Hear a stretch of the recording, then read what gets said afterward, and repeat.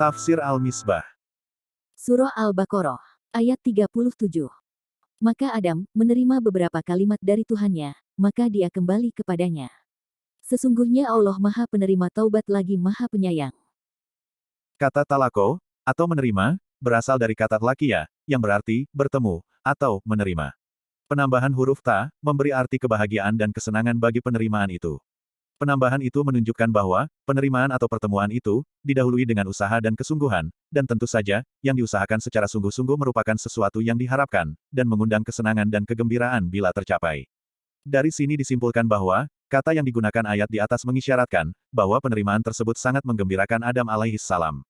Dari sini maka firman-Nya, Fatalako Adam min Robbihi kalimat, artinya, maka Adam menerima dari Tuhannya beberapa kalimat, mengandung arti bahwa Allah Subhanahu wa Ta'ala mengilhaminya penyesalan, dan dalam lubuk hatinya yang tulus, dan atau mengilhaminya kalimat-kalimat doa yang terucapkan.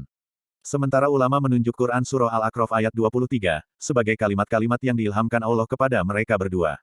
Di sana diinformasikan bahwa, mereka berdua berkata, Tuhan kami telah menganiaya diri kami sendiri, dan jika Engkau tidak mengampuni kami dan memberi rahmat kepada kami, niscaya pastilah kami termasuk orang-orang yang merugi.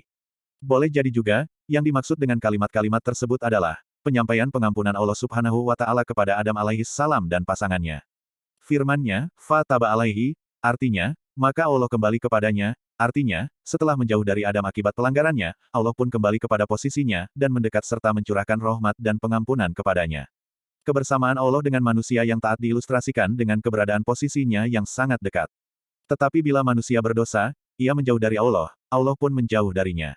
Itu sebabnya, ketika Adam mencicipi buah pohon terlarang, Allah berfirman, kemudian Tuhan mereka menyeru mereka, bukankah aku telah melarang kamu berdua dari pohon itu? Anda baca di sini, Allah menggunakan kata menyeru mereka, yang mengisyaratkan jarak yang jauh, padahal sebelum mendekat ke pohon, kata yang digunakan adalah, berfirman. Di sisi lain, pohon pada ayat di atas ditunjuk dengan kata, itu, padahal sebelum mencicipinya, pohon itu ditunjuk dengan kata, ini. Perbedaan redaksi ayat Al-Baqarah ayat 35, dan Al-A'raf ayat 22, mengisyaratkan bahwa, setelah berdosa, Allah dan manusia menjauh dari posisi sebelum berdosa. Bila manusia menyesal dan bertekad untuk tidak mengulangi kesalahan dan memohon ampun, maka dia bertaubat, yang arti harfiahnya adalah kembali. Allah yang menerima taubat manusia juga kembali ke posisi semula, sehingga dia pun bertaubat, yang biasa diartikan menerima taubat manusia. Allah melakukan hal itu, terhadap Adam dan istrinya, demikian juga terhadap siapapun yang melakukan hal serupa, karena memang dia Maha Pengampun, yakni berulang-ulang memberi pengampunan kepada orang banyak, lagi Maha Penyayang, yakni mencurahkan anugerah kepada hamba-hambanya. Kata atau wab, terambil dari akar kata yang terdiri dari huruf-huruf, ta, waw, dan ba. Maknanya hanya satu yaitu, kembali. Kata ini mengandung makna bahwa, yang kembali pernah berada pada satu posisi, baik tempat maupun kedudukan, kemudian meninggalkan posisi itu, selanjutnya dengan kembali, ia menuju kepada posisi semula. Kata kerja yang menggunakan akar kata yang terangkai oleh ketiga huruf di atas, beraneka macam bentuknya, sedang pelakunya, sekali Allah dan dikali lain manusia. Jika demikian, Allah pun bertaubat, dalam arti kembali. Kata tawab, seringkali diartikan penerima taubat. Tetapi makna ini belum mencerminkan secara penuh kandungan kata tawab, walaupun kita tidak dapat menilainya keliru.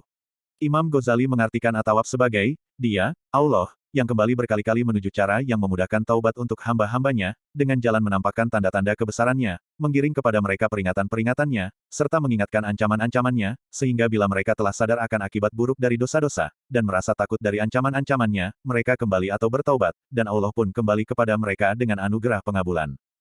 Ketika menafsirkan ayat ini, Mufasir Toba-Tobai mengemukakan bahwa, taubat dari Allah, berarti kembalinya kepada hamba dengan mencurahkan rahmat. Adapun taubat manusia, maka ia adalah permohonan ampun, disertai dengan meninggalkan dosa. Taubat manusia, lanjutnya, berada antara dua jenis taubat Tuhan. Karena, manusia tidak dapat melepaskan diri dari Tuhan dalam keadaan apapun, maka taubatnya atas maksiat yang dia lakukan, memerlukan taufik, bantuan dan rahmatnya, agar taubat tersebut dapat terlaksana. Setelah itu, manusia yang bertaubat, masih memerlukan lagi pertolongan Allah dan rahmatnya agar upayanya bertaubat, benar-benar dapat diterima olehnya. Demikian terlihat bahwa, taubat manusia berada antara dua taubat Allah. Yang pertama, berupa kembalinya Allah memberi anugerah pada manusia dalam bentuk menggerakkan hatinya untuk bertaubat, dan menyesali dosanya, dan yang kedua, setelah manusia tadi memenuhi panggilan hatinya yang digerakkan Allah itu, Allah sekali lagi kembali atau taubat kepada hambanya, tetapi kali ini dalam bentuk mengampuni dosanya, bahkan mengganti kesalahan atau kejahatan yang mereka lakukan dengan kebajikan. Dalam Quran Surah Al-Furqan ayat 70, setelah menjelaskan siksa yang dihadapi oleh para pendosa, Allah berfirman, kecuali orang-orang yang bertaubat, beriman dan mengerjakan amal soleh, maka kejahatan mereka diganti Allah dengan kebajikan. Dan adalah Allah Maha Pengampun lagi Maha Penyayang.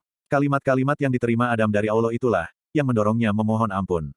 Ini adalah taubat Allah yang pertama. Selanjutnya berkat kalimat-kalimat itu, Adam alaihissalam bertaubat, dan berkat taubatnya yang tulus, Allah menerimanya dengan bertaubat dalam arti kembali lagi kepada Adam alaihissalam dengan limpahan karunia-Nya. Allah at-Tawwab, dalam arti berulang-ulang kembali kepada hamba-hambanya, memberi mereka dorongan untuk bertaubat, dan berulang-ulang pula kembali untuk menerima taubat mereka, dalam arti melimpahkan rahmat-Nya. Allah senang menerima taubat hamba-hambanya. Seorang musafir di tengah padang pasir, kehilangan unta dan bekalnya. Letih sudah ia mencari, sampai harapannya pupus, dan ia tertidur di bawah naungan sebuah pohon. Tetapi, ketika matanya terbuka, tiba-tiba dia menemukan di hadapannya unta dan bekalnya yang hilang itu. Betapa gembiranya, sampai-sampai, sambil memegang kendali untanya, ia berseru keseleo lidah, "Wahai Tuhan, Engkau hambaku dan aku Tuhanmu." Kegembiraan Allah menerima taubat hambanya, melebihi kegembiraan sang musafir ini. Demikian sabda Nabi Shallallahu Alaihi Wasallam, sebagaimana diriwayatkan oleh Imam Muslim. Perangkaian kata at-Tawwab, dengan ar-Rahim, untuk memberi gambaran yang lebih sempurna, karena pengampunan yang dianugerahkan Allah itu, tidak terlepas dari rahmat kasih sayangnya. Tanpa kasih sayang itu, bisa saja dia menghukum manusia atas kesalahan yang telah dilakukannya, atau sekadar memperingan hukumnya. Perlu dicatat untuk dicamkan, bahwa di dalam Al-Quran tidak ditemukan bentuk jamak, yang menunjuk kepada Allah, sebagai penerima atau pemberi taubat. Bahkan secara tegas, kata kerja yang menunjuk kepada penerimaannya, dikemukakan dalam bentuk tunggal dan menunjuk kepada dirinya sendiri. Firman-Nya setelah mengutuk mereka yang menyembunyikan kebenaran, kecuali mereka yang telah taubat dan mengadakan perbaikan dan menerangkan kebenaran, maka terhadap mereka itu aku menerima taubatnya, dan akulah yang maha penerima taubat lagi maha penyayang. Quran Surah Al-Baqarah ayat 160.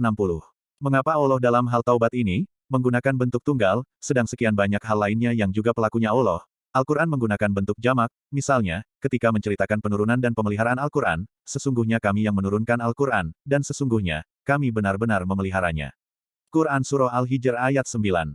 Hemat penulis, penggunaan bentuk tunggal dalam hal taubat, adalah karena tidak ada satu makhluk pun yang mempunyai wewenang atau terlibat dalam menerima atau menolak taubat. Ini hanya wewenang penuh Allah sendiri saja. Ketika hati Nabi Muhammad Shallallahu Alaihi Wasallam sangat terpukul dengan sikap kaum musyrikin dalam perang Uhud, di mana paman beliau syahid secara sangat memilukan, dan beliau luka berlumuran darah, beliau bergumam, bagaimana mungkin satu kaum memperoleh kejayaan, padahal mereka telah membuat wajah Nabi mereka berlumuran darah, padahal dia mengajak mereka ke jalan Allah. Allah yang maha melihat dan maha mendengar, menegur beliau dengan firman-Nya, tak ada sedikit pun campur tanganmu dalam urusan mereka itu apakah Allah menerima taubat mereka, atau mengazab mereka, karena sesungguhnya mereka itu orang-orang yang zalim. Quran Surah Ali Imran ayat 128. Imam Ghazali berpendapat bahwa, setiap langkah, atau makom, atau stasiun, menuju Allah Subhanahu wa Ta'ala, terdiri dari 3 unsur pokok, yaitu, pengetahuan, kondisi psikologis, dan aktivitas.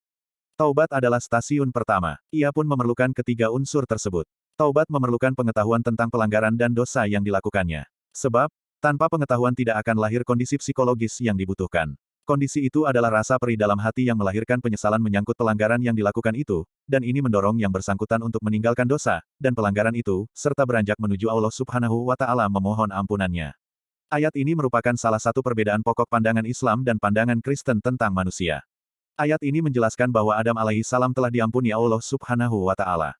Dengan demikian, ia tidak membawa dosa akibat mencicipi buah terlarang itu, dan jika demikian, tidak ada dosa yang diwariskannya, bahkan kalaupun seandainya, sekali lagi seandainya, beliau tidak mendapat pengampunan, pewarisan dosa pun tidak diakui oleh Al-Quran, karena secara tegas dinyatakannya bahwa, dan seorang yang berdosa tidak akan memikul dosa orang lain.